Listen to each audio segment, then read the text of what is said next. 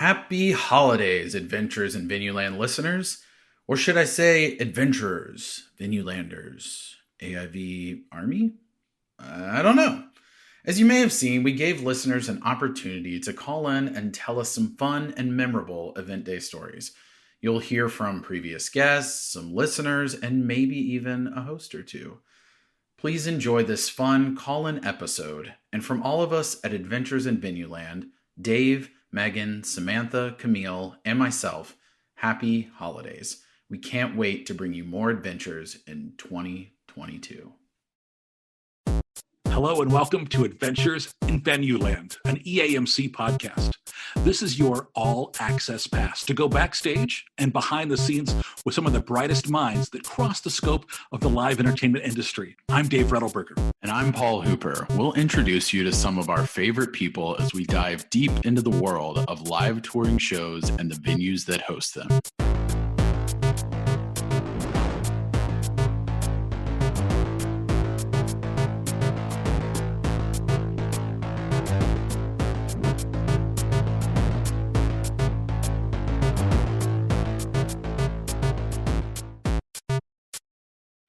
Hi, EAMC and Adventures in Venueland. I would have to say every single show is eventful in some way, shape, or form. Obviously, with all the great people we get to work with, both on the promoter side and the venue side, it's very hard to choose just one memory. But if I have to, I would say the first time that I ever worked an Ed Sheeran show, I was such a huge fan. My boss knew it, and he let me do the trade shot by myself first, and then we invited a group of people to get involved. Just one of those first-timer, really excited moments, and because he knew that, he gave me a memory that would last a lifetime. So very, very fortunate for him, as well as the future that I've kind of carved in at the venue itself. So very excited. Can't wait to hear the rest of the memories and looking forward to this bonus episode. Have a good day. Bye.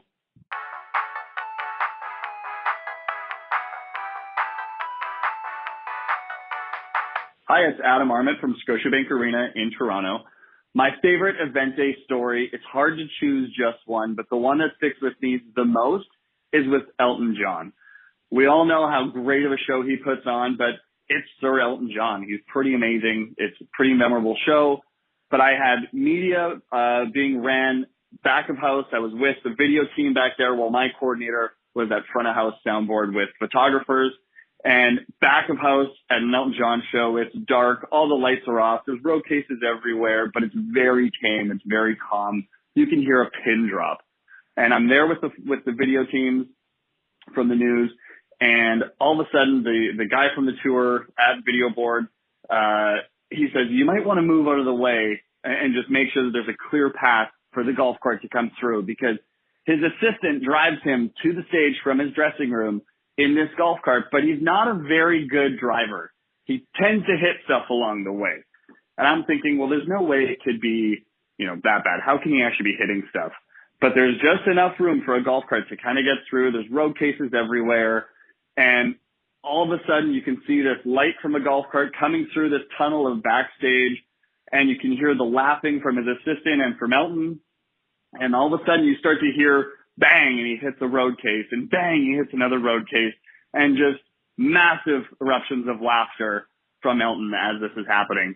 And all of a sudden, this golf cart zooms by us, away from Elton John, and no sooner than a second after that nice wave and smile from Elton, bang, hits another road case right beside us, and just starts howling and laughing and just having the best time on his way to stage. And I just thought that was just so cool, so funny, and such just a real authentic moment, and something that I never will forget and never would have thought would happen. So that's my favorite memory. It's hard to choose just one, but that's my favorite one.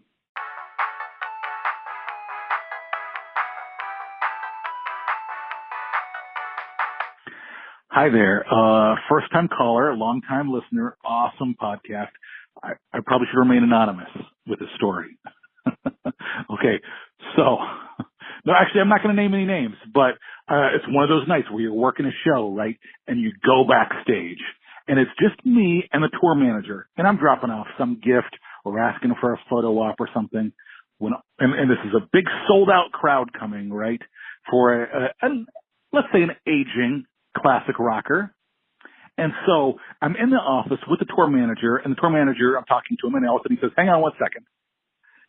And he takes a call from the artist. And the artist tells him that he has injured his back and is no longer able to, because he was going to fly in from home to do the show. So he's like, "I'm sorry, I can't fly in tonight. I can't do the show." Now it's like 4 o'clock in the afternoon, and we're expecting crowd. The door's not open yet, but the manager says to me, "Okay, don't tell anybody until I get the word on what is happening."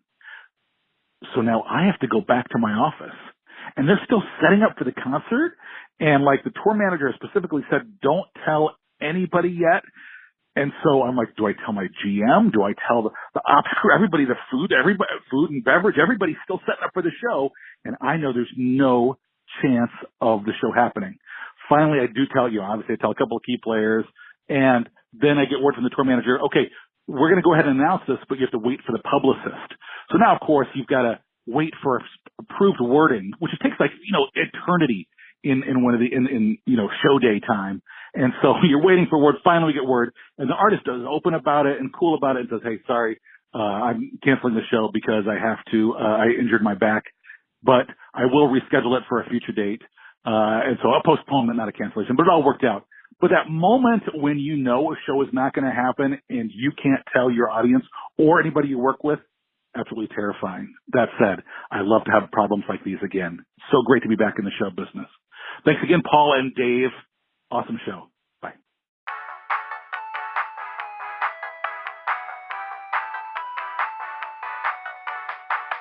This is Rosie Sell. I'm in Seattle with Climate Pledge Arena. We are a recently opened venue in Seattle, Washington, and I'm calling into, I probably think the most memorable event that I've had to date must be Coldplay, October 22nd, 2021, which was our grand opening.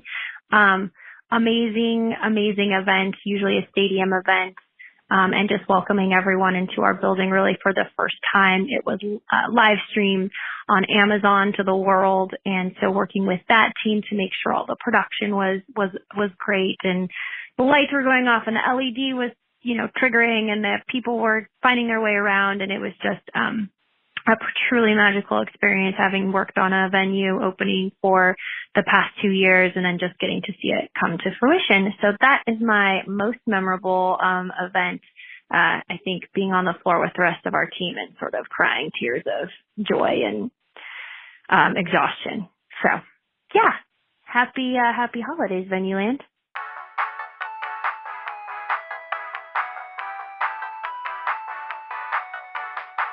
Hello, EAMC team.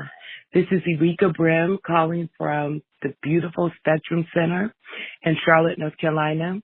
This story will be from my old Charlotte Coliseum days. We hosted the first date of the Hard Knock Life Tour with Jay-Z, Method Man, Redman, DMX, all the hip-hop greats at that time. And it was just a memorable moment because all of the urban media outlets were in town to help them kick off the tour. It went on to be a very successful tour. Everything just went really well. And just to see that moment in history and to look back all these years later and to see all the wonderful, great things that happened with all of their music careers. As I'm sitting here looking at an old picture, I think that I can see Swiss Beats, Jay-Z, Memphis Bleak, Dame Dash, Method Man, DMX. I know that I see Redman. And I think that's about it, just to name a few. But it was a great time to be alive.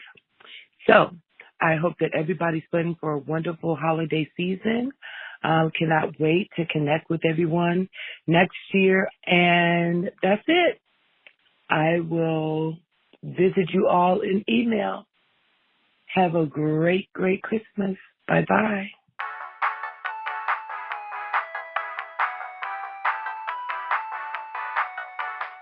Happy holidays, everyone. This is Paul from Lexington.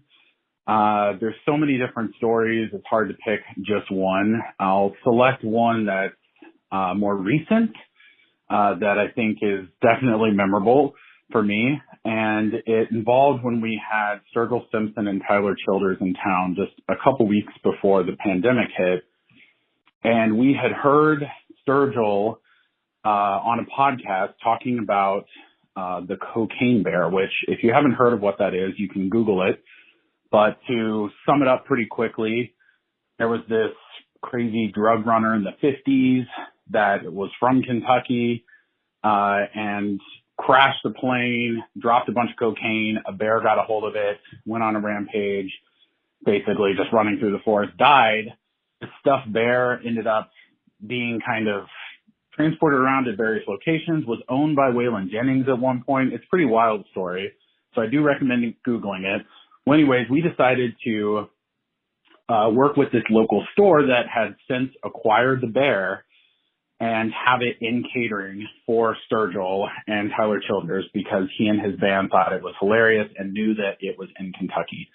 So we had it in catering. I was responsible for babysitting it all weekend because we had other events going on. So the most memorable part is me having to push this stuffed bear through our corporate offices into our conference room where we stored it, past our CEO's office, and basically around the entire arena. And it was just a really weird, odd experience that can only happen in live events. I hope everyone has a really happy holiday. Check out Cocaine Bear. Google it. It's crazy. They're actually making a movie out of it that Elizabeth Banks is directing. But we'll see you next year.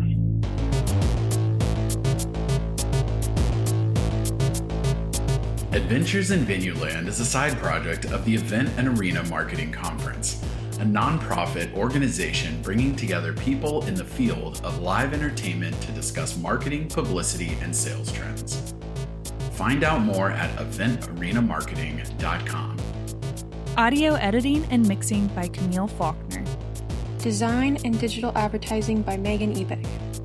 Copywriting and publicity by Samantha Marker. Guest booking and brand strategies by Paul Hooper.